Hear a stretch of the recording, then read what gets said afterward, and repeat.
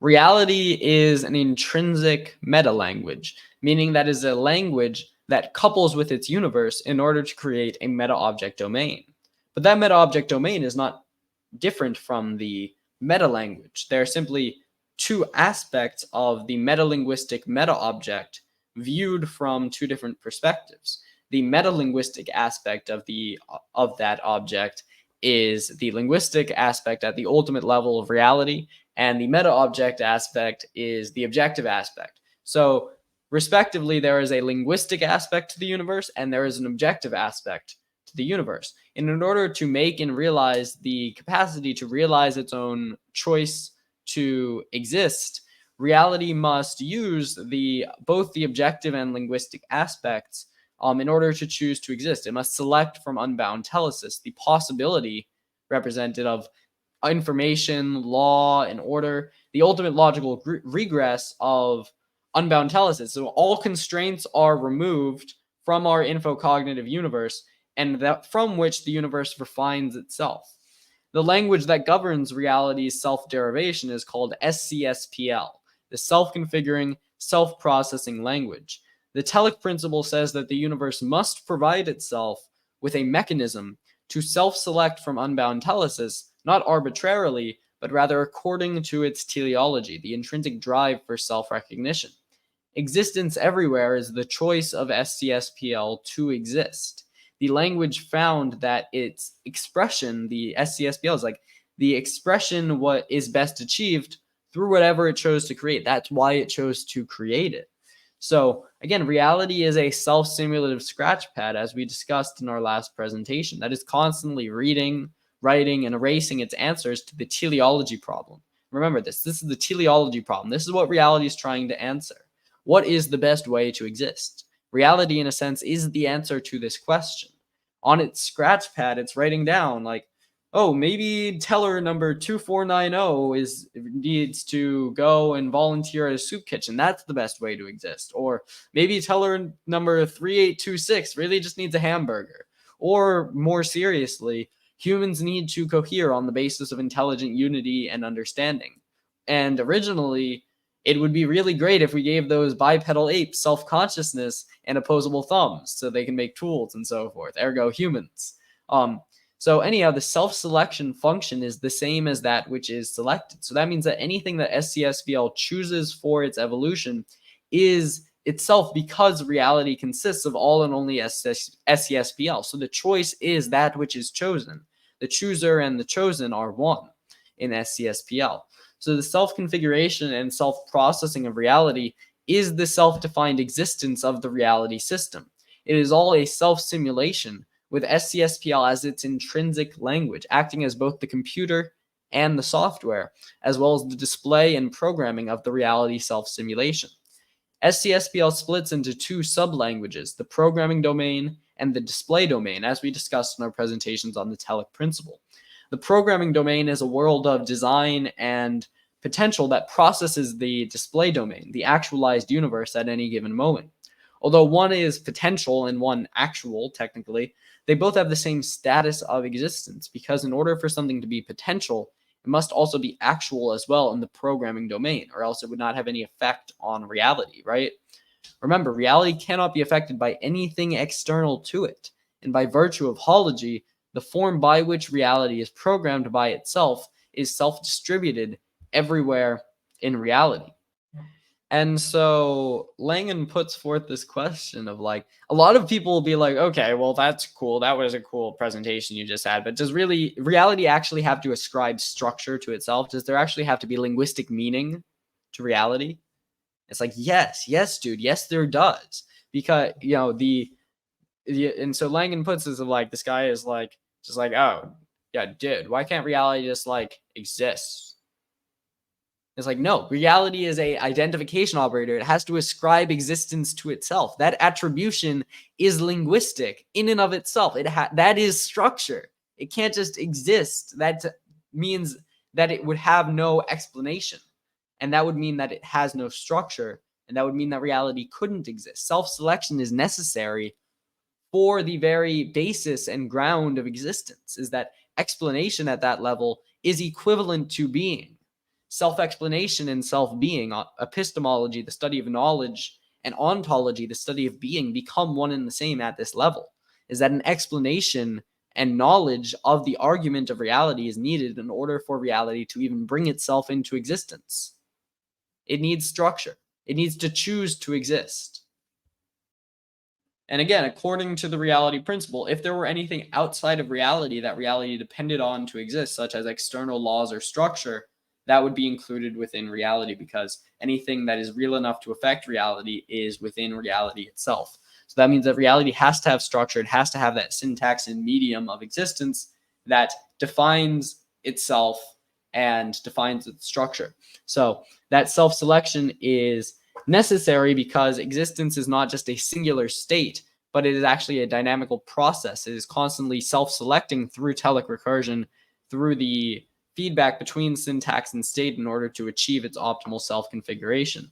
And the self-configuration itself happens through this intrinsic language. Remember, we said earlier, and you can rewatch our lecture on the principle of linguistic reducibility, but it will suffice to say reality is a language, and it is a self-contained syndiphonic form of a language, and that makes it a self-configuring, self-processing language because it also has that infocognitive aspect. Remember, so basically it is that SCSPL then becomes space-time as it is replicated within itself in a physical subdomain, and therefore space-time is part of the way that the SCSPL processes its own information.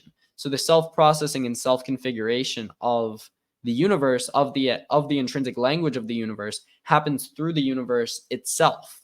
So the universe is actually implicated within reality's structure and derivation, and it is actually necessary to exist. That you couldn't have a universe that didn't configure and process itself, because self-configuration and self-processing, which creates the universe is basically a self-synthesizing information system that is basically necessary in order for reality to make the choice to exist. Is that it needs to have something to choose. It has to have a particular universe that is actually an instantiation of the choices of it, or else its choices would be meaningless. They'd have no structure. They wouldn't be attributing existence to anything. It'd be arbitrary. So reality actually serves as something like what Noam Chomsky was talking about when he was talking about a generative grammar, is that there is a basal syntax, these rules and structure through which reality derives itself, and every transformation on that structure is linguistic. All of those acts of telic recursion are basically signs happening within SCS, and then that reality syntax is then transformed by this mu-morphic grammar. That same grammar that attaches God to his secondary images also has the syntax for the state transition events of reality. So there's this self-transductive syntax whereby SCSPL, embodying space-time, uses telic recursion as the process by which it programs itself in order to derive its next state. So it's a generative grammar whereby each of the signs, each of the timelines in reality is actually a transformation of that original linguistic grammar of SCSPL in order to become semantic content.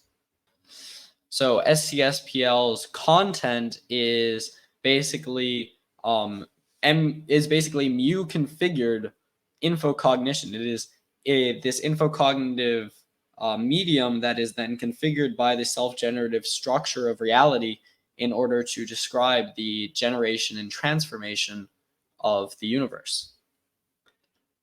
So SCSPL, by virtue of its self-transduction, actually becomes a language that is talking to itself, about itself, for its own purposes. It's talking to itself and about it. It's talking to itself, communicating information about its content through its communication, and it's doing all of that. It's striving for its self-configuration for its own purposes, for the purposes of the self-expression of the reality system, alternatively called generalized utility.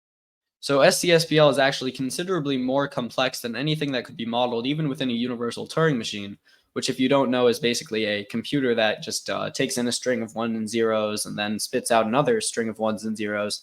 That actually doesn't really have much of a structure, does it? Right? It's just it's basically just looking at every single number on that string and saying, is it going to stay a 1 or is it going to change into a 0? Or is it going to stay a 0 or is it going to change into a 1? Reality is actually doing something considerably more complex than that. It is the computer. It is both its processing and its display. So all three of those aspects are contained within one protocomputer that is basically a universal kind of computer, truly, that creates both the syntax and its informational content within one state, all for the purpose of the generalized utility and self-expression of the universe. So this proto-computation basically removes the language processor distinction, is that there's no basis on which we can separate that which is processed from that which is processing. Those are basically these two self-dual elements of the programming and display domains, respectively. So this proto-computation, whereby reality's self-synthesizing informational system originates as its own computer. So that means that the processing and display emerge in coupling with one another from this unbound space of infocognitive potential, has to account for the genesis, the creation of both syntax, both the rules and structure, and informational content. These two things are ultimately inseparable. And that means that reality reduces, as we've discussed, to these units of self-transducing information by virtue of the hology form, is that every single thing within reality has to embody the self-transductive structure of existence as given by virtue of the necessity for a self-configuring, self-processing language. And that SCSPL is what the CTMU's referent context is. That's what we've been talking about the whole time. So a main distinction between SCSPL and ordinary languages is that whereas SCSPL is dynamic, ordinary languages are static. So you can't just have these languages, even a meta language that is entirely divorced from the universe, from its object domain. Actually, the language and the object domain are one in a metalinguistic meta-object that combines those two things. And therefore, it is not like these timeless ideals that are just projected onto the universe, but rather those ideals adhere within the universe itself as a universal distributed form, and thereby reality serves as its own form and content. It is both this world of forms and the world of appearances, and those two things are not separate, but they are actually very closely linked. So that means that SCSPL consists of these linguistic forms that generate the universe, yes, but the protocols for the self-generation of the universe actually adhere within the universe itself, because it has these syntactic operators that are basically these units of infocognition that are able to embody the syntactic structure of the universe, and transform and be transformed by the self-configuring, self-processing language. So that means that everything ultimately reduces to the grammar of this language that refines infocognition by binding and unbinding telesis into its primordial kind of space free of constraint, whereby it's multiplexing into this space of infocognitive potential, and then it is then selecting based on the SCSPL structure, based on its choice to exist. It is selecting a particular infocognitive configuration. SCSPL grammar, of course, is telic recursive, meaning that it's not acting deterministically or randomly, but it's actually teleological in the way that it derives itself through this cross-definition between syntax and informational content. It is actually achieving the optimal self-configuration linguistically. It is talking to itself, about itself, for its own purposes, and its own purposes are optimal. It is able to optimize for its own purposes and create the kind of greatest possible value for itself through this. And so telic recursion is the process responsible for making sure that the relationship between syntax and state is absolutely perfect, and it is basically able to design and potentiate itself in such a way that it is of optimal value to its own self-generative evolution and self-identification. So the telic recursion, the kind of relationship between syntax and content, is implicit even in the seed of mu grammar, the mu form. So even in this kind of inception of all of existence, already that cross refinement between syntax and content is what pulls out of that closed grammar. It draws out a real infocognitive configuration from that primordial, basically null state that then becomes the seed for the entire universe. So then that seed is then planted within the womb of telic potential, and then that can grow through telic recursion. And so basically the entire descent of reality into the physical universe is all about how that seed then actually blossoms and becomes and gets the nutrition and sustenance from from the fertile soil in which it is embedded. And the process of growth of that seed, the process of the development from that initial closed grammar to the actual universe, happens through SCSPL, and it is specifically an SCSPL process that we've talked about called telic recursion. So that allows for the perfect complementarity between syntax and state, because they are generated in coupling in order to lead to the greatest possible generalized utility. So this potential can only be realized through the binding and unbinding of telesis, that it's constantly the universe is constantly reconfiguring a telesis, which is basically a generalization of will and energy that it serves as infocognitive potential, that happens at the primary and secondary levels of telic recursion, and therefore this evolution actually works to have the least possible deviation from generalized utility while preserving the freedom of its inhabitants. So it is creating the best possible universe, even as its secondary tellers are constantly lousing it up by making bad decisions. So that's actually why something can be evil, is because you're canceling a positive future. So that if you do something evil, you're canceling a positive future, and then reality has to invest more of its energy. It has to invest more of its telesis in helping you get out of that, in helping itself really get out of that situation and actually achieve its optimal configuration. So this choice to exist actually takes on the form of the generalized utility selection function, and that is what is driving the evolution of the universe. So the process by which timelines leading to the optimal self-configuration of the universe are transformed from that base linguistic structure is called the mu grammar, and that is the generative grammar of SCSPL that generates these timelines, basically.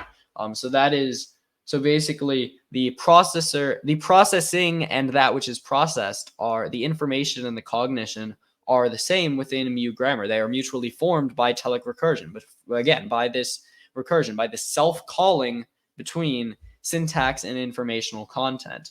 So the telic principle is included within those rules. So that's basically that reality is always striving towards this generalized utility that is basically inheres within agent level tellers that create agentive telesis, which binds the universe at the secondary level. And then there's also this global telic recursion, wherein all of those bindings of the universe at the local level are somehow harmonized into like a shared reality. But the words that are produced by mu grammars are not strings of symbols like they are in an ordinary generative grammar, but rather they're actually higher order relationships, much like we've talked about with the extended superposition principle, is that they are higher order relationships that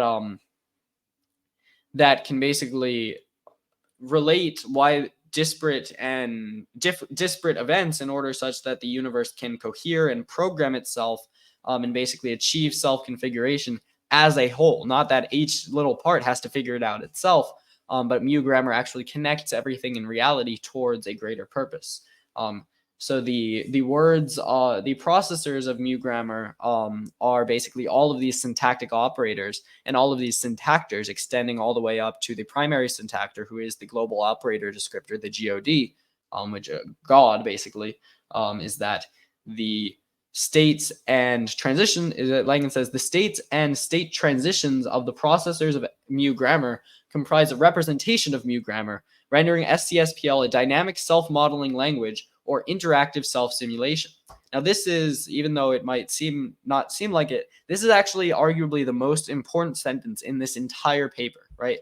So this language, let's read this again. The states and state transitions of the processors of mu grammar comprise a representation of mu grammar, rendering SCSPL a dynamic self-modeling language or interactive self-simulation. So because the state transition syntax of the grammar, because that through which reality derives its evolution is one and the same which reality evolves into, because it all is happening within reality. Reality contains all and only that which is real. We can split reality into these two domains of this, as we've done, of the programming and the display domain. And that means that reality is an interactive and replicable self-simulation that is happening within that mu grammar. So mu grammar is basically the language of existence, and that makes not only SCSPL a dynamic self-modeling language, meaning that it is not only a language, but it is also its instantiation. It actually says that those two things are one and the same, is that language and its instances cannot be separated from one another in the final analysis. And therefore, the universe is an interactive self-simulation that takes place through a self-configuring, self-processing language, and that is the universe in which we live. We've finally, on page 44, we've solved it. We live in an interactive self-simulation created by a self-configuring, self-processing language. That is, in one sentence, what the CTMU is all about. So the products of SCSPL grammar, of course, are not only physical reality, but all of reality. Everything in SCSPL is a product of everything else in existence. So reality is this one coherent system that functions as an interactive self-simulation for the self-identification of the global operator descriptor. And all of that is happening through both the subjective and objective aspects, or linguistic and objective aspects of the universe, respectively, all happening within this meta-linguistic meta-object that defines ultimate reality and inclusion within it. So let's go to, so Langen says, mu grammar generates SCSPL according to the utility of its sentient processors. So that means also, basically, by extension, that, as we've said before, reality is designed to take our needs into account and satisfy them. So our human cognitive perceptual syntax is actually greatly implicated within the structure and derivation of reality, is that we are able to generate telons, we are able to generate intentions for our own choices and lives, and those actually have great bearing on reality. Is that we are basically participating at the secondary level in the construction of the universe. And that's a very metaphysically involved role. And so that means that as per the telic principle, we are not merely creatures that inhere within brute physical reality, but we are just supervening on these like physical processes that are mindless and don't care about us. No, exactly the opposite. We are the process ourselves. We are that which is creating our own reality, and we are greatly implicated as secondary tellers within the structure and dynamics of reality itself. And so that means that we are maximizing our own selection parameter, and if we can align our own parameter, our own values, our own utility with the utility of ultimate reality, then we've got it made, because there is a direct mapping, that the mumorphic mapping that attaches God to each of his secondary images. And that means that we have a one-to-one relationship with God, and we can attach ourselves by that mu grammar to the utility of the ultimate reality system. And then we are eternal, because God will keep us around just because we are worth having, because we strengthen and refine his identity and participate within his creation. And so man is rendered a participant within the creation, and therefore we can actually participate in the infinite perfection, beauty, and strength of God Almighty. And that is an absolutely fundamental thing, and to the teleology of being human, is that is what our soul is the connection of our personal identity to the identity of reality, to God. And if we can make that work, then we are eternal. There is nothing that can interdict us. And once we exit this mortal coil, we will be retracted upward along the mapping that created us, and we will reunite with God. So thank you. Take care.